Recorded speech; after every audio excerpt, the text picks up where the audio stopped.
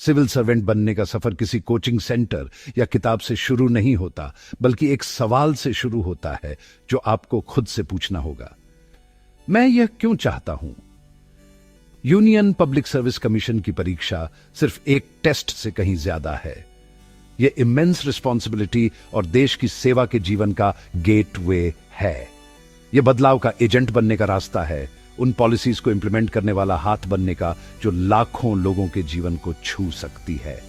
आपको यह रास्ता एक साफ दिल और एक मजबूत उद्देश्य के साथ चुनना होगा।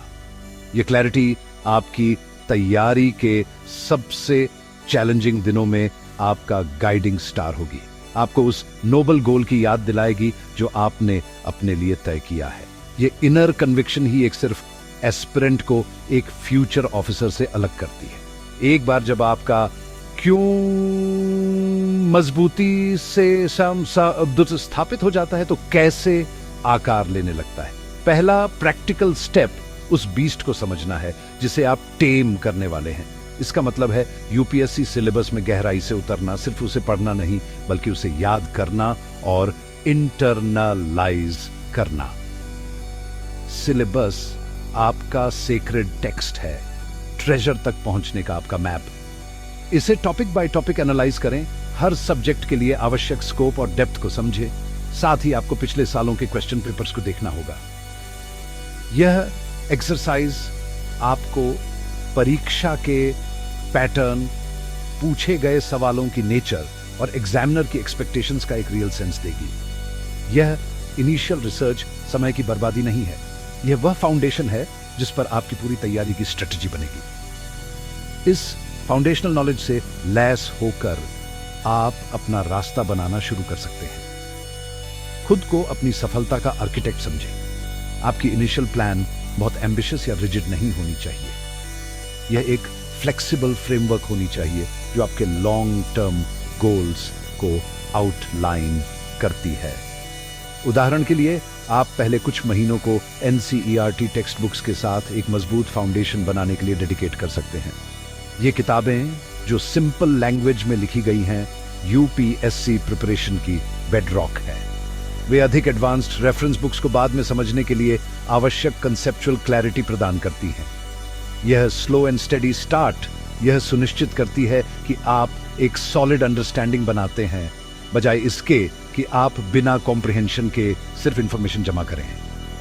यह एक मैराथन है, स्प्रिंट नहीं। यह इनिशियल फेज आपके एनवायरनमेंट को सफलता के लिए स्थापित करने के बारे में भी है। इसका मतलब है एक डेडिकेटेड स्टडी स्पेस बनाना, डिस्ट्रैक्शन फ्री, जहां आप पूरी तरह से फोकस कर सकें। इसमें अपने लक्ष्यों को परिवार और दोस्तों को बताना शामिल है, आगे की डिमांडिंग जर्नी के लिए उनका समर्थन और समझ मांगना। यह खुद को एक लंबी और कठिन प्रक्रिया के लिए मानसिक रूप से तैयार करने के बारे में है, जो आपके पेशेंस और परसिवेरेंस को टेस्ट करेगी। यह एक्लिमेटाइजेशन की अवधि है, जहां आप लंबे अध्ययन घंटों, डिसिप्लिन्ड रूटीन्स और ज्ञान की निरंतर खोज की रिदम के आदी हो जाते हैं।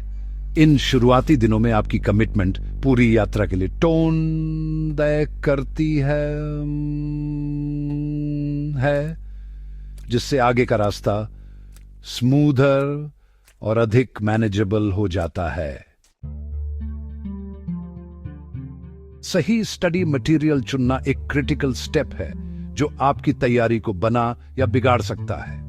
बाजार काउंटलेस बुक्स और रिसोर्सेज से भरा पड़ा है, जो अक्सर एक नए एस्पिरेंट के लिए ओवरवेलमिंग हो सकता है।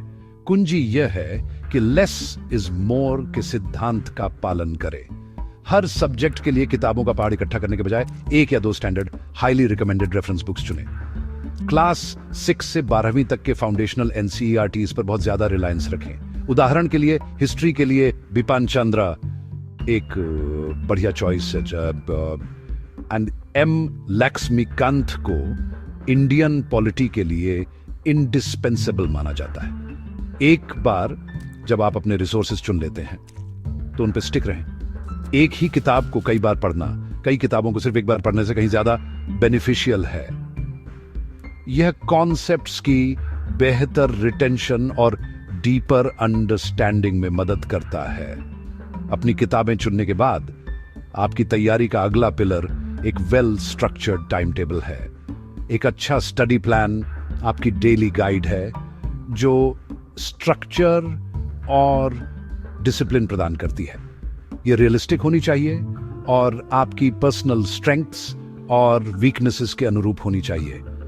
हर सब्जेक्ट के लिए स्पेसिफिक टाइम स्लॉट्स एलोकेट करें, यह सुनिश्चित करते हुए कि आप अपने स्ट्रॉन्ग और वीक एरियाज दोनों को पर्याप्त रूप से कवर करें। आपके टाइम टेबल में रिवीजन के लिए भी डेडिकेटेड टाइम शामिल होना चाहिए, जो नए टॉपिक सीखने जितना ही महत्वपूर्ण है। बर्नआउट से बचने के लिए स्टडी सेशंस के बीच छोटे ब्रेक्स शामिल करना याद रखें। 50 मिनट का स्टडी सेशन जिसके बाद 10 मिनट का ब्रेक हो बहुत इफेक्टिव हो सकता है।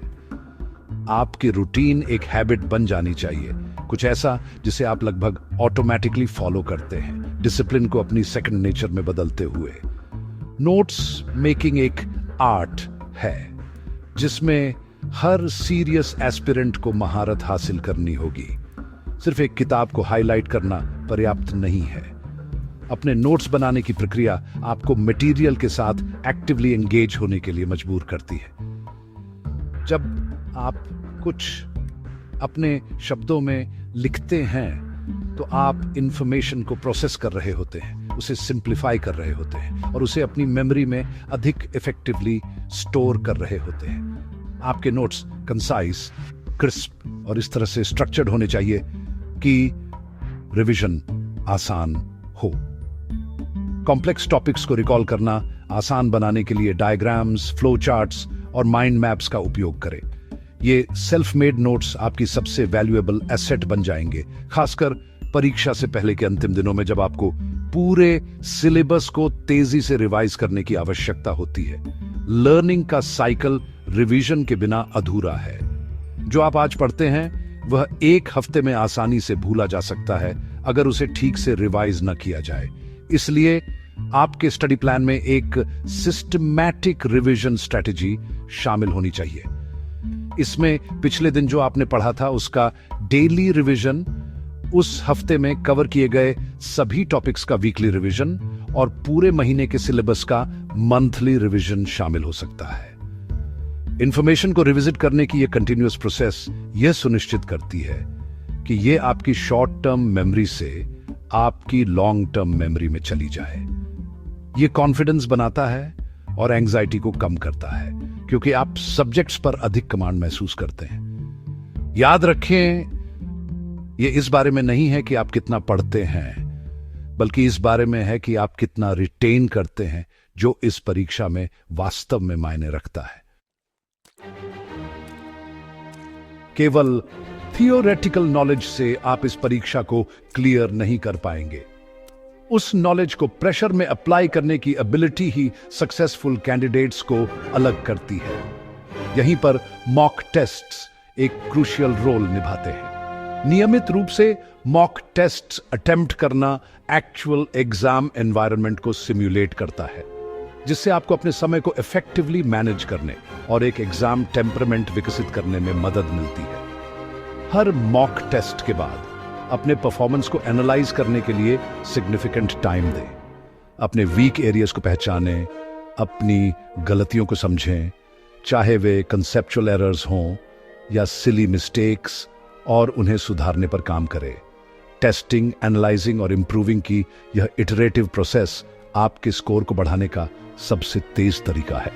यह आपको एक्चुअल एग्जाम के लिए एक स्ट्रेटजी बनाने में मदद करता है, जैसे कि कौन से सेक्शंस पहले अटेम्प्ट करने हैं और ट्रिकी क्वेश्चंस को कैसे हैंडल करना है। मॉक टेस्ट्स के साथ साथ पिछले सालों के क्वेश्चन पेपर्स को सॉल्व करना नॉन नेगोशिएबल है। पिछले सालों के क्वेश्चन पेपर्स यूपीएससी के दिमाग में एक सीधा विंडो है। वे आपको क्वेश्चंस के ट्रेंड को समझने में मदद करते हैं, महत्वपूर्ण थीम्स जो अक्सर रिपीटेड होती हैं और अपेक्षित नॉलेज की डेप्थ। प्रीलिम्स और मेंस दोनों के लिए पिछले सालों के क्वेश्चन पेपर्स को सॉल्व करना आपको इनवैल्यूएबल राइटिंग प्रैक्टिस देता है और आपकी तैयारी को एग्जाम की एक्चुअल डिमांड्स के साथ अलाइन करने में मदद करता है। मेंस के लिए दिए गए समय और वर्ड लिमिट्स के भीतर आंसर्स लिखने का अभ्यास करें।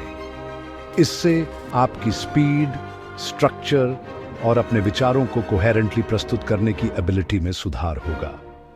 आप जितने ज्यादा पास्ट पेपर्स के साथ प्रैक्टिस करेंगे, रियल एग्जामिनेशन उतना ही ज्यादा फेमिलियर और कम इंटिमिडेटिंग लगेगा। करंट अफेयर्स यूपीएससी एग्जामिनेशन की लाइफ ब्लड है, जो लगभग हर स्टैटिक सब्जेक्ट को कंटेम्पररी वर्ल्ड से जोड़ते हैं। करंट अफेयर्स की तैयारी के लिए एक कंसिस्टेंट डेली हैबिट की आवश्यकता होती है। एक अच्छा नेशनल न्यूज़पेपर पढ़ना, जैसे द हिंदू या द इंडियन एक्सप्रेस, एसेंशियल है। हालांकि सिर्फ पढ़ना पर्याप्त नहीं है। आपको न्यूज़पेपर से एक्टिवली नोट्स बनाने होंगे, न्यूज़ आइटम्स को अपने सिलेबस के रेलेवेंट टॉपिक्स से जोड़ते हुए। अपने न्यूज़पेपर रीडिंग को एक अच्छी मंथली करंट अफेयर्स मैगजीन के साथ सप्लीमेंट करें। यह आपको महीने की महत्वपूर्ण घटनाओं को रिवाइज करने में मदद करेगा और आपको वेल राउंडेड एनालिसिस प्रदान करेगा। यह डेली डिसिप्लिन सुनिश्चित करता है कि आप अपडेटेड रहें और मेंस और इंटरव्यू स्टेज के लिए आवश्यक एनालिटिकल पर्सपेक्टिव विकसित करें। प्रैक्टिस का अंतिम एलिमेंट कंसिस्टेंट राइटिंग है। मेंस एग्जामिनेशन आपके नॉलेज, एनालिटिकल एबिलिटी और राइटिंग स्किल्स का टेस्ट है। इसलिए daily answer writing practice vital है। आप उन टॉपिक्स के आधार पर 1 या 2 आंसर्स एक दिन में लिखना शुरू कर सकते हैं जो आपने पढ़े हैं या करंट इवेंट्स पर। अपने आंसर्स को अच्छी तरह से स्ट्रक्चर करने पर ध्यान दें। एक क्लियर इंट्रोडक्शन, एक वेल आर्ग्यूड बॉडी और एक कंसाइज कंक्लूजन के साथ। फीडबैक प्राप्त करने और सुधार करने के लिए अपने आंसर्स को मेंटर्स या पीयर्स द्वारा रिव्यू करवाएं। समय के साथ ये डेली प्रैक्टिस आपका कॉन्फिडेंस बनाएगी और कॉम्प्लेक्स आइडियाज को स्पष्ट रूप से और इफेक्टिवली व्यक्त करने की आपकी एबिलिटी को रिफाइन करेगी, जो मेंस एग्जामिनेशन में हाई मार्क्स स्कोर करने की कुंजी है।